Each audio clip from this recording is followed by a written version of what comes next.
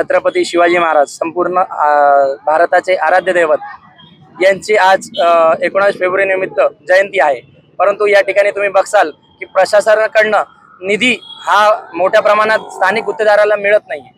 स्थानिक गुत्तेदाराला निधी कमी प्रमाणात मिळाल्यामुळे निकृष्ट दर्जाचे या निकृष्ट क्वालिटीचे या ठिकाणी काम तुम्ही बघू शकता। परिसरामध्ये दरवर्षी या ठिकाणी वरून निधी येतो। दरवर्षी या ठिकाणी जे फवाऱ्याचे मोटर आहे त्या बदलल्या जातात, जुन्या मोटर जे आहे त्या चोरीला जातात, परंतु एकही गुन्हा नोंद आतापर्यंत या प्रशासकीय अधिकाऱ्याने संबंधित पोलीस स्टेशनला केलेला नाहीये।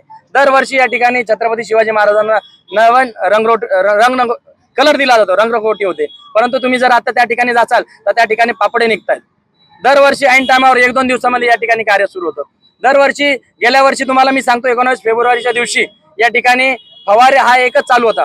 जो फवारा आहे या ठिकाणी 4 फवारे आहे त्याच्यामधला एकच सुरू होता आणि 19 फेब्रुवारी संपल्यानंतर सुमारे 5 महिने या ठिकाणी साफसफाई कर्मचारी पण आले सुद्धा नव्हते। या ठिकाणी स्थानिक जे शिवभक्त आहे ते स्वच्छता करतात। मग जे प्रशासन या ठिकाणी कर्मचारी लावतं त्याची पगार कुठे जाते? त्यांना तर पगार देतं प्रशासन, आणि प्रशासनाकडे निधी कमी असल्यामुळे आम्ही या ठिकाणी भीक मागू आंदोलन करतोय। शेतकऱ्यापासून, गरीबापासून, लहानापासून मोठ्यापर्यंत, उद्योजकापासून शिक्षण घेणारे विद्यार्थी हे सर्व या ठिकाणी भीक देत आहे। छत्रपती शिवाजी महाराजांच्या कार्यासाठी या ठिकाणी आम्ही हे भीक घेऊन प्रशासनाकडे जाऊन आहोत। महाराजांच्या पुतळ्याचं सुशोभीकरण झालं नाही की जे झालं त्यात निकृष्ट दर्जाचं काम झालं? जे झालं, आरोप काय झालं नाही की जे झालं त्यात निकृष्ट दर्जाचं? माझे दोन्ही आरोप आहे, माझे आरोप दोन्ही आहे। प्रशासनाकडनं कदाचित निधी हा कमी पडत असेल स्थानिक गुत्तेदाराला, त्याच्यामुळे हा गुत्तेदार जो आहे हा निकृष्ट क्वालिटीचं काम या ठिकाणी निकृष्ट दर्जाचं जे काम करत आहे। तुम्ही जर परिसरात फिरले तुम्हाला मी दाखवू शकतो निकृष्ट दर्जाचं काम करत आहे।